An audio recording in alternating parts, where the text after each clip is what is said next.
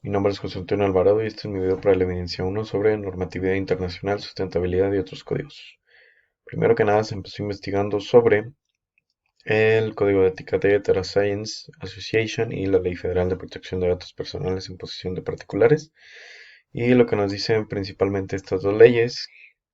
es que tienen pues la obligación de garantizar a toda la persona pues la protección de sus datos que haya sido dado a una tercera persona, ya sea pues una persona en particular o ya sea alguna empresa que haya pedido sus datos particulares para algún proceso. Una de las conductas inapropiadas de los científicos de datos cuando tienen este tipo de datos es cuando, por ejemplo, la comparten a algún tercero sin necesidad de tener alguna ley que lo imponga o alguna orden que requiera pues el acceso a esta información y pues corrompen la regla número 6 del Data Science Association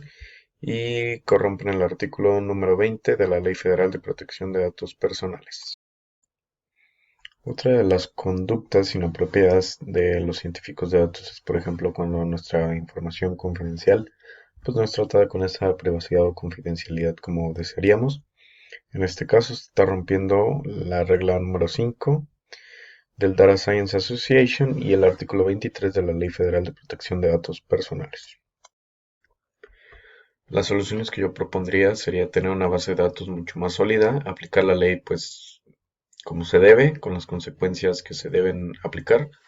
Y la tercera solución que yo aplicaría sería que las empresas o incluso la persona que va a tener acceso a tu información sea mucho más transparente con este tipo de cosas para saber tú como persona a qué te estás enfrentando y si de verdad quieres pues compartir esta información confidencial o de privacidad con esa persona o empresa. Para calcular los gramos de carbono que se usaron en la búsqueda de el Código de Ética de Data Science Association y de la Ley Federal de Protección a Datos Personales, pues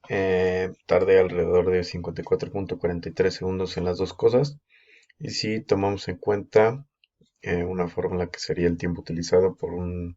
valor de referencia de los buscadores, más o menos, que según Google refiere que los buscadores, estos emplean alrededor de 0.0003 kilowatts por hora, lo que quiere decir que es alrededor de 0.25 gramos de carbono, por lo que si tomamos de referencia ese valor de 0.25 gramos de carbono por el tiempo que estuvimos en el buscador, nos daría un total de 13.6075 gramos de carbono en nuestra búsqueda. Una de las diferencias y similitudes que puedo encontrar entre un anuncio de una propiedad en Finlandia y otra aquí en México es que, por ejemplo, una similitud que les encontré fue que te explican qué tipo de propiedad es, pero muy a grandes rasgos, y pues que están en la misma plataforma. Y encontré una diferencia muy significativa que a mí me llamó la atención, es que, por ejemplo, en la propiedad de Finlandia te tratan de explicar qué es lo que puedes hacer dentro de la propiedad y en la de México te tratan como de encajar, de explicar qué es la mejor propiedad que puedes rentar. Y en este caso, pues una persona que está pues en una plataforma como Airbnb no necesita como